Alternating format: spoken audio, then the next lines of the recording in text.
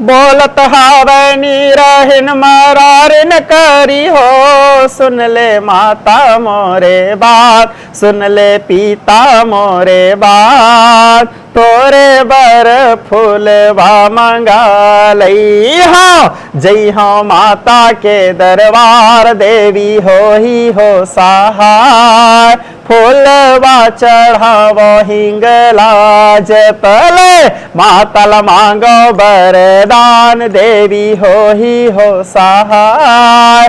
बालक बरुआ दया करी हो माँ, निरकेवल मोरे माय, निरकेवल मोरे माय। बालक बरुआ दया करी हो माँ। जय छत्तीसगढ़, मैं हूं संजय सिंह सेंगर। आप देख रहे हैं केसीजी न्यूज। अभी हमारे सामने युवराज पंडित महाराज जी साक्षात बैठे हुए हैं। हम उनसे काफ़ी दिनों से मिलने के प्रयास कर रहे थे, लेकिन आज मिलना हो पाया है। उनसे आप तक रूबरू कराने की कोशिश करेंगे। काफ़ी छत्तीसगढ़ में प्रचलित है और काफ़ी लोग उनसे मिलने की आशा लगा रहते हैं। तो उनकी जो भी कार्य है, लोगों के प्रति क्या संदेश पहुँचा रहे हैं अपने माध्यम से, वो आप तक पहुँचाने की कोशिश करेंगे। महाराज जी बहुत बहुत धन्यवाद आपका। राज जी, परिचय ग्रुप में थोड़ा सा अपना शुरुआत करते हैं थोड़ा सा। जी, जय जगन्नाथ, जय छत्तीसगढ़, जय हिंद। जी जी। मैं आचार्य युवराज पांडे, श्री जगन्नाथ मंदिर अमलीपदर, जिला गरियाबंद, छत्तीसगढ़ से हूँ। और मैं वहाँ से आता हूँ जहाँ से छत्तीसगढ़ शुरू होती है। जी जी। मतलब हमारे गांव से उड़ीसा बॉर्डर लग जाती है कुछ दूर में, तो वहाँ से छत्तीसगढ़ का शुरुआत होती है। तो वहीं से मेरा जन्मभूमि है, वहीं से मेरा आगमन है और बस यही परिचय है। जी जी। तो महाराज जी, जैसे अपन ये भागवत कथा जो भी कर रहे हैं जी, अपन माध्यम से लोगों तक क्या संदेश ऐसा पहुंचाने की कोशिश करते हैं ताकि लोगों तक बात पहुंचे? जी, सत्संग बिनु सत्संग विवेक न होई, राम कृपा बिनु सुलभ न सोई। प्रत्येक सनातनी को, प्रत्येक भारतवासी के अंदर में सत्संग के भाव होना चाहिए, क्योंकि सत्संग ही है जो हमको सुमति और सद्बुद्धि प्रदान कर सकती है। तो सत्संग की महिमा मैं विशेष रूप से अपने कथाओं में कहने का प्रयास करता हूँ।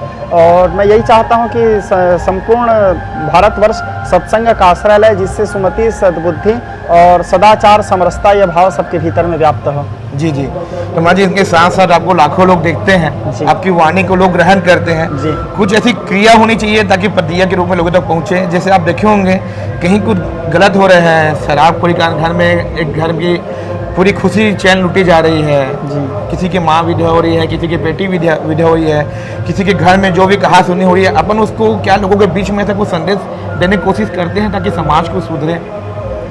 मुख्य विषय मैंने इस बात पे तो अभी बताया कि सत्संग जी, क्योंकि सत्संग ही एक ऐसा साधन है, सत्संग के माध्यम से व्यक्ति के भीतर में ये भाव जागृत होता है कि क्या उचित है, क्या अनुचित है, क्या सही है, क्या गलत है।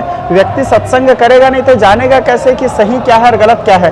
तो हम सबको सत्संग का आश्रय लेना चाहिए, तथा जितने भी माता पिता हैं उन लोगों से मेरा ये कहना है कि अपने बच्चों को जितना ज़्यादा हो सके सत्संग में जाने के लिए प्रेरित करें, ताकि जो युवा पीढ़ी है वो सत्संग में जाए और युवा पीढ़ी जा करके सत्संग में ये चीज़ जाने की गलत क्या है, सही क्या है। क्योंकि देखो, जड़ चेतन गुण दोषमय विश्व किन्न करतार, संत हंस गुण गह ही पय परि हरि वारी विकार। ब्रह्मा जी जब सृष्टि किया तो पूरे संसार में गुण दोष सबको मिला के भेजे हैं। तो गुण भी इस संसार में है, दोष भी है, धर्म भी है, अधर्म भी है। लेकिन जब हम सत्संग करेंगे तभी जानेंगे कि ग्रहण करने योग्य क्या है और त्यागने योग्य क्या है, क्या करना चाहिए, क्या नहीं करना चाहिए। इन सभी चीज़ों में मेरे को लगता है सत्संग का अभाव। जी जी, बहुत सुंदर महाराज जी। महाराज जी, से बात पूछना था, अभी आप देखे होंगे अंधविश्वास बहुत बढ़ते जा रही है महाराज जी।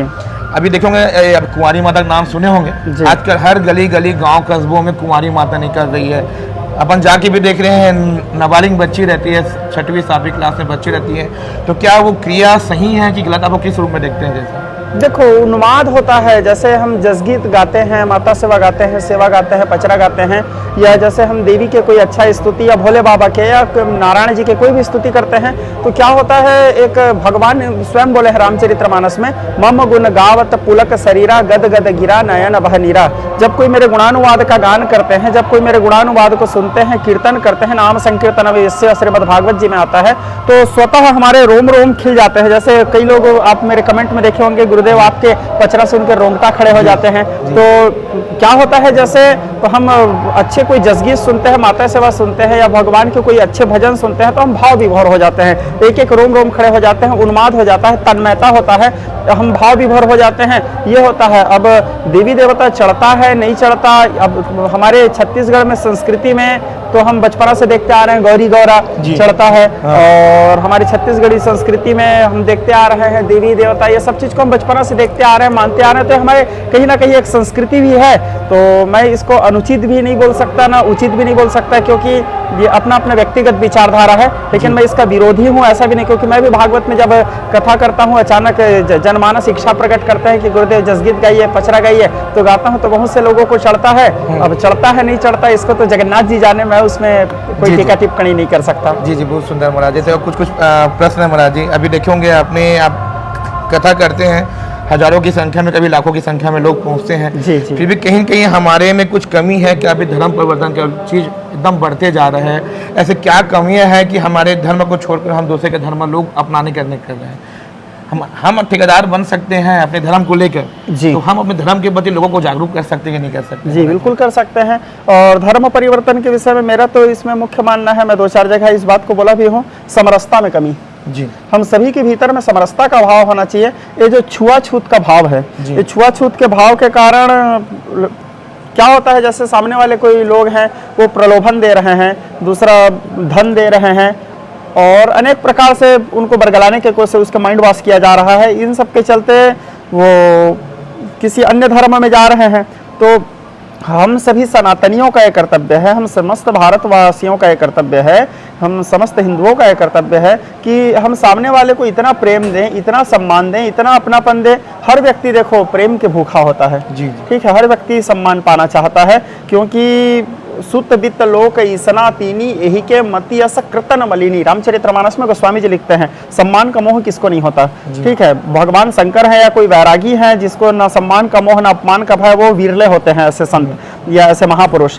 तो हम किसी को एकदम प्रताड़ित कर रहे हैं, किसी को नीचा दिखला रहे हैं, किसी को एकदम छूत के दृष्टि से देख रहे हैं, तो स्वाभाविक है वो व्यक्ति हताश होकर के, हम किसी को, जैसे मैं आपको नीचा दिखला रहा हूँ, मैं आपको निम्न दृष्टि से देख रहा हूँ, मैं आप यहाँ बैठे हैं तो मैं आपके यहाँ पे अब मैं नहीं बैठूंगा, आपके हाथ का पानी नहीं पीऊंगा, आप जिसको छू दिए हो उसको मैं नहीं छूंगा, मतलब आपको छूत की दृष्टि से देख रहा हूँ, मैं आपको नीचा दिखला रहा हूँ। अब सामने वाले आपको महान बता रहा है, आपको ऊंचा आसन दे रहा है, तो स्वाभाविक है आप मेरे से ज्यादा उधर प्रभावित होकर उधर चले जाओगे। तो हम आपको नीचा दिखलाए ही नहीं, हम आपको इतना प्रेम दें, इतना समानता दें और इतना सहजता के साथ आपको प्रेम से रखें कि आपको दूसरे जगह जाने की जरूरत ही ना पड़े, आवश्यकता ही ना पड़े। महाराज जी, जैसे आपने सोशल मीडिया देखे होंगे, सोशल मीडिया में आपका जो पचरा गीत पूरा वायरल हुआ था। महाराज जी, हमारा ये मकसद है, सोशल मीडिया से लोग अच्छाई भी ग्रहण कर रहे हैं, उनके साथ साथ बुराई भी बढ़ रहे हैं। अभी आपने देखे होंगे, एक बच्चे को पैदा करने के बाद 12 अपने बालिग होने तक अब उसको पाल पोस कर